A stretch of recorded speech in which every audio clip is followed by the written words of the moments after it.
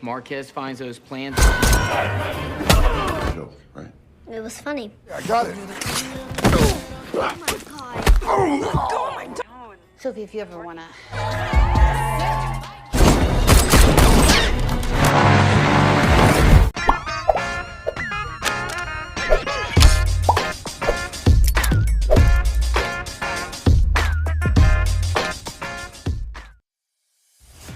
Halo lurku. Oke, balik lagi bersama Mimin di sini guys ya. Apa kabar kalian semuanya? Semoga selalu dalam keadaan baik. Pada video kali ini Mimin akan membahas film yang agak-agak ringan lah guys ya. Tentunya tak hanya action yang ditampilkan, namun ada aksi-aksi kocak yang diperankan langsung oleh legenda Smackdown. Siapa sih yang gak kenal dengan beliau ini? Maka dari itu, siapkan posisi tersantuy kalian, lupakan sejenak hutang-hutang kalian. Oke, mari kita masuk ke dalam filmnya. They're coming. Pembukaan film di Rusia, kita diperlihatkan oleh JJ yang sedang menyamar menjadi pengawal dalam transaksi plutonium yang dilakukan oleh kepala keuangan Hasan. JJ adalah anggota CIA yang ditugaskan untuk mengetahui jajaran orang yang terlibat dalam transaksi ilegal tersebut. Tak berselang lama, penyamaran JJ diketahui oleh rekannya saat JJ menanyakan siapa yang merakit senjata. Pria tersebut langsung menundukkan senjata ke arah JJ dan meyakini bahwa JJ adalah seorang intel dari pemerintah. Namun JJ masih dapat mengelabui mereka dengan candaannya. Sesaat para mafia tersebut lengah, JJ melancarkan aksinya dengan skill tembakan dan bom hingga tempat tersebut terbakar.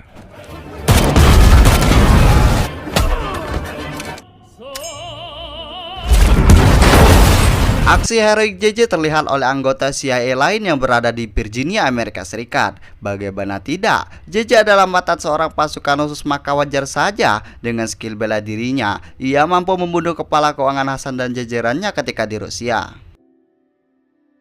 Scene beralih di Amerika Serikat. JJ disambut hangat oleh rekan kerjanya. JJ juga mendapat pujian keren atas aksinya yang terlihat dari kamera pengawas. Namun saat JJ masuk di ruang bosnya yang bernama David Kim, bukannya mendapat pujian, ia malah mendapatkan ocehan. JJ diperintahkan oleh David bukan hanya untuk menghentikan penjualan plutonium, tetapi juga mengusut tuntas jaringan-jaringan mereka. Namun sangat sulit saat JJ membunuh semua orang penting yang terlibat dalam transaksi ilegal itu. Satu-satunya orang yang tidak dibunuh oleh JJ adalah Azhar Hamadi, karena dia berhasil kabur dan membawa plutonium lain yang tersisa saat JJ dan para mafia adu tembak. Karena hal itu, JJ akhirnya diliburkan sementara waktu oleh David Kim. Ya kalau di sekolahan gitu kayak di skor gitu ya guys ya. Singkat cerita, JJ pun tiba di rumah dan istirahat bersama ikan hias kesayangannya yang bernama Blueberry. Scene beralih pada anak kecil bernama Sophie yang tinggal bersama ibunya bernama Kate di Chicago. Setelah pindah sekolah, Sophie sulit untuk mendapatkan teman. Ia bahkan dirundung oleh teman-temannya. Meskipun ia sudah berusaha memulai obrolan, ia sangat sulit untuk mendapatkan teman. Beralih di CIA Virginia, Amerika Serikat, David Kim memberikan tugas baru kepada anggotanya. Masih pada kasus senjata ilegal yang diduga berkaitan dengan Hasan saat di Rusia. Target selanjutnya adalah Victor Marquez. Ia adalah mantan pasukan khusus di negara Prancis yang menjual senjata ilegal setelah 2 dekade terakhir dan terus berkembang. Victor bekerja sama dengan saudaranya bernama David. Victor dan David mengalami perselisihan saat mereka bekerja sama. David menyembunyikan sesuatu dari Victor. Karena marah, akhirnya Victor membunuhnya. Lalu Victor masih dalam pencarian polisi setelah hampir tertangkap dan berhasil kabur. Maka misi CIA sebenarnya adalah menemukan data yang disembunyikan David sebelum Victor menemukannya lebih dahulu dan membawanya kepada Azhar yang saat ini berada di Berlin dalam intaian NSA. David Kim pun memberikan misi tersebut kepada Christina, sementara JJ ditugaskan bersama Bobby untuk mengawasi keluarga David, yaitu Sophie dan ibunya bernama Kate. This is your last shot. Scene beralih di Chicago. JJ dan Bobby mulai terjun ke lapangan dan menyewa apartemen di sekitar kamar Kate agar lebih mudah dalam mengawasi keluarga David tersebut. Pada momen ini, Bobby tampak menikmati pekerjaannya. This is not. Well, that might be sriracha or something. Vale, wife of David Marquez Media. She's an young 9 years old. JJ dan Bobby mulai melancarkan aksinya masuk ke dalam rumah Kate yang pergi bekerja sebagai seorang perawat di rumah sakit. JJ meletakkan kamera pengawas di beberapa ruangan di rumah Kate sebagai ahli IT CIA. Tak berselang lama, Kate kembali ke rumah karena dompetnya tertinggal. JJ pun harus bersembunyi sesuai arahan dari Bobby.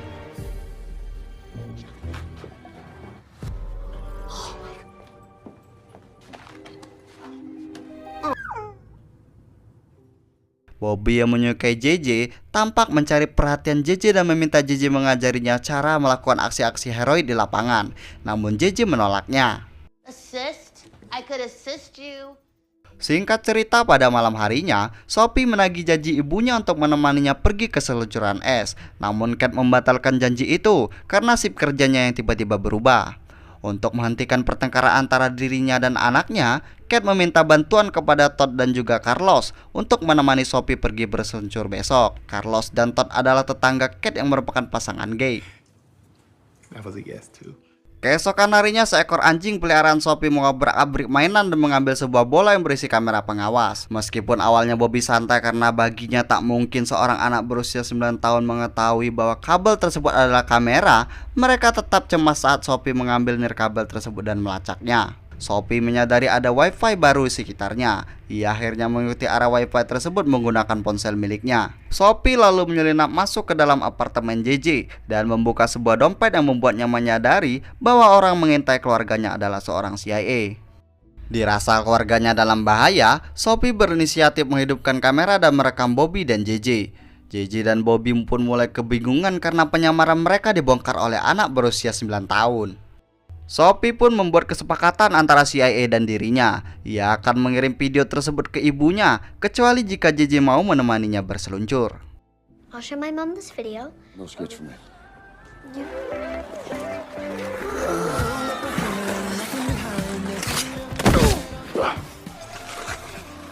What I do to you?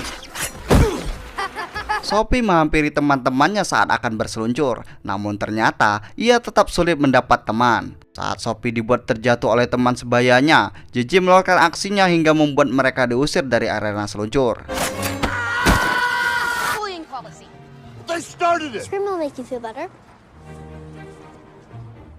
Singkat cerita, JJ dan Sophie kembali ke apartemen mereka. Saat JJ mengantarkan Sophie kembali pada Kate, ia diserang Kate tepat di biji lato-latonya hingga menyebabkan keributan. I scream to make me feel better and walk. Namun setelah mendengarkan penjelasan dari putrinya, Kate merasa bersalah dan meminta maaf kepada JJ. Sophie tampak ingin mendekatkan JJ kepada ibunya dengan berbagai cara. Salah satunya dengan merusak wastafelnya sehingga membuat JJ ke apartemen mereka.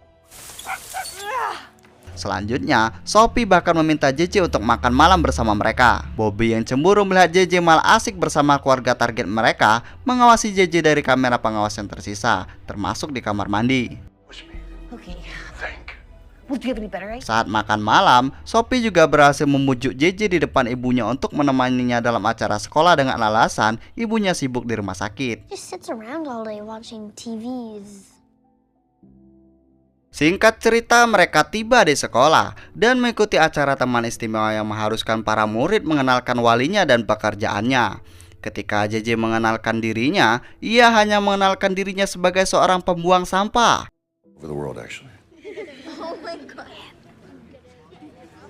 Namun ia melihat beberapa siswa semakin menjengkelkan dan merundung Sophie yang membuat JJ tak tega. Alhasil, ia mengenalkan dirinya sebagai CIA Amerika Serikat. Hingga siswa banyak kagum padanya dan Sophie memiliki banyak teman karena itu.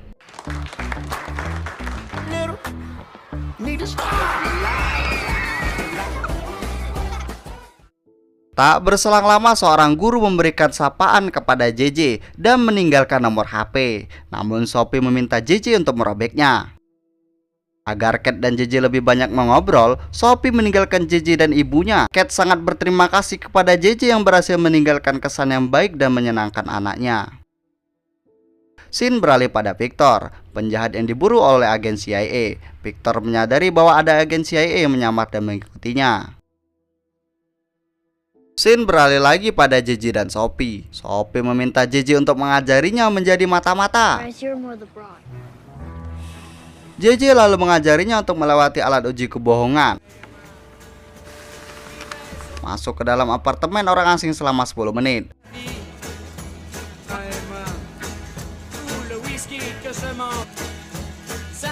Dan benar saja, ternyata Sophie berhasil melewati semua tantangan yang diberikan oleh JJ. Bosan karena latihan hanya itu-itu saja, Sophie meminta JJ untuk mengajarinya cara melewati ledakan yang membuat JJ terkejut. Meskipun begitu, JJ tetap mengajarinya. Setelah upaya Sophie dalam mendekatkan ibunya dan JJ, mereka pun semakin dekat. Safe and sound. Hingga saat JJ mengantarkan Kate pulang, Sophie mendengar bahwa ibunya dan JJ akan makan malam bersama. Sophie juga meminta JJ untuk mencari lokasi kafe romantis dan melarang JJ untuk menari karena tariannya yang kacau balau. Okay, stop. No. Don't risk it. We good? Nice, Sophie. Thanks for the confidence boost. Scene beralih pada Bobby yang terselubung emosi saat JJ akan makan malam bersama dengan Kate, orang yang seharusnya mereka awasi. Namun JJ menyanggah Bobby karena kenyataannya Kate dan Sophie tak berhubungan dengan orang jahat manapun. 2 hari kemudian saat JJ hendak pergi kencan bersama Kate, JJ diawasi oleh pasangan gay Carlos dan juga Todd yang ternyata diperintah oleh Sophie. Sophie meminta Carlos dan Todd untuk mengubah style JJ agar terlihat lebih keren dan matching dengan style ibunya. Starting to freak me out. Pada saat makan malam itu, Kate menceritakan bagaimana ia melewati hari-hari buruk saat ia mengetahui suaminya terlibat dalam urusan yang buruk. JJ sebenarnya ingin memberitahukan apa yang sebenarnya ia rencanakan kepada Kate, namun sesaat terhenti karena Kate meminta JJ untuk menari bersamanya. Obrolan mereka ternyata diawasi oleh Bobby dan juga Sophie melalui ruang penyadap. Dengan begitu, Sophie akhirnya melihat bagaimana JJ menari di depan ibunya dengan tariannya yang kocak. He's going to be. The end of Shrek.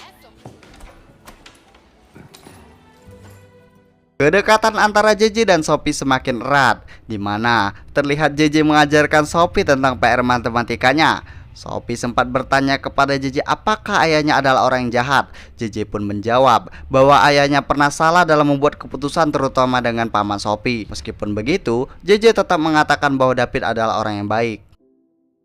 Keesokan harinya saat Kate pulang dari rumah sakit, ia melihat anaknya dan JJ memasak bersama yang membuat JJ takluk kepada Kate dan Sophie, terutama saat melihat gambar yang dibuat oleh Sophie. Setelah adegan romantis, scene beralih pada Azar dan juga Victor. Agen CIA yang mengawasi Victor dan Azar akan melangsungkan aksinya dalam menangkap mereka, dan terjadilah baku tembak. Tak berselang lama, Victor dan Azar berhasil mengelabui agen CIA dengan berpura-pura bunuh diri dengan ledakan bom.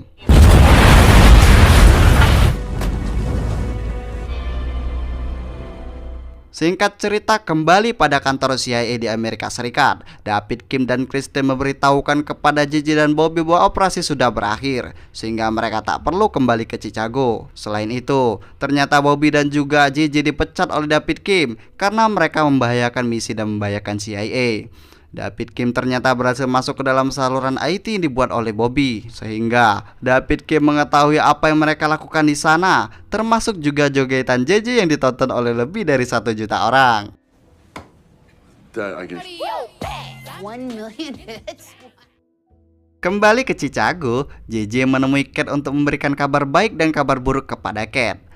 Pertama, kabar baiknya adalah JJ memberitahu Kate bahwa ia sangat menyukai Kate. Namun untuk kabar buruknya, ia mengajak Kate masuk ke kamarnya dan memperlihatkan Kate kamera pengawas yang selama ini ia mengintai rumahnya. Mengetahui bahwa JJ adalah seorang CIA yang mengawasinya dan Sophie, Kate sangat marah, sampai ia juga mengetahui bahwa anaknya telah mengetahui itu semua. Please Wait, Mom, don't be mad. leave. Sembari memakan Oreo Blackpink dan film genre romance, ia menceritakan kepada Bobby bahwa ia menyayangi Sophie dan Kate, juga ikannya yang bernama Blueberry. Tiba-tiba, melalui kamera pengawas, Bobby melihat JJ dihantam oleh orang asing dari belakang. Di sana kita mengetahui bahwa Victor dan Azar telah memasuki apartemen Kate. Victor pun menyandra anjing kecil kesayangan keluarga David, karena ternyata data yang disimpan oleh David selama ini berada di anjing kecil itu yang bernama Ozzy.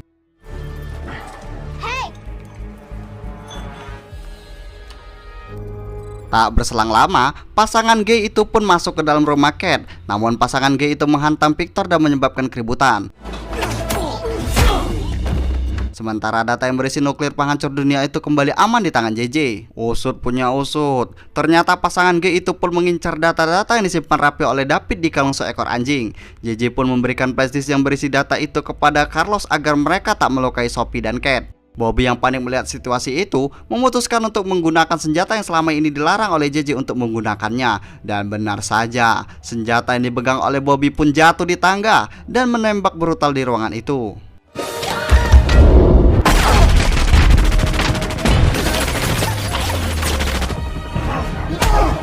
Victor pun membawa kabur Sophie, sementara Bobby meledakkan apartemen itu dengan bom yang ia bawa.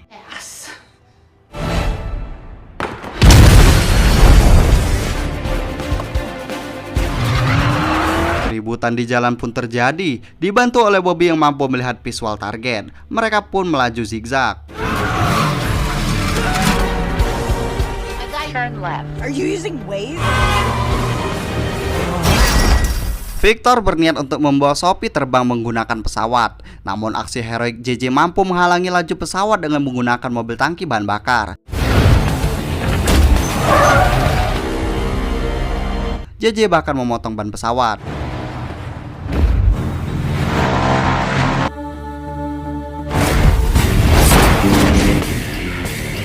Karena ban pesawat tersebut oleng, Victor akhirnya keluar dan keributan pun terjadi.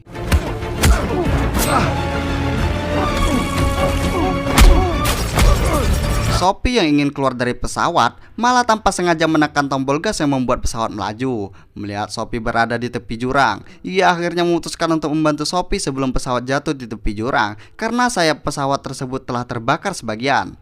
Sophie juga membawa kotak data berisi flash disk yang dibawa oleh Victor. Setelah berhasil keluar, Victor meminta Sophie untuk memberikan kotak tersebut. Dengan kedipan maut kebohongan yang diajarkan oleh JJ, Sophie memberikan kotak tersebut. Ternyata Victor benar serakah adanya. Ia kembali ingin membunuh keponakannya meskipun kotak tersebut ia bawa. Namun Cat sigap memukul kepala Victor dari belakang, yang membuat Victor tertarik terbang bersama pesawat itu. Have a nice day. Dan ternyata data itu telah diamankan oleh Sophie terlebih dahulu. Belum puas karena belum ada yang keren, Sophie meminta JJ untuk meledakkan tangki tersebut. Keren.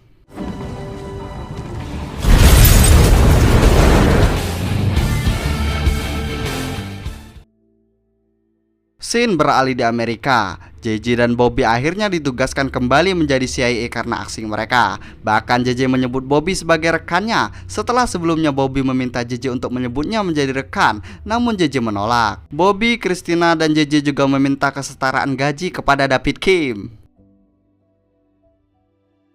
Penutupan film kita diperlihatkan oleh JJ dan Cat serta Sophie yang bermain selancar bersama. Dan ternyata JJ telah berlatih berselancar hingga bisa menari gaya andalannya di area selancar.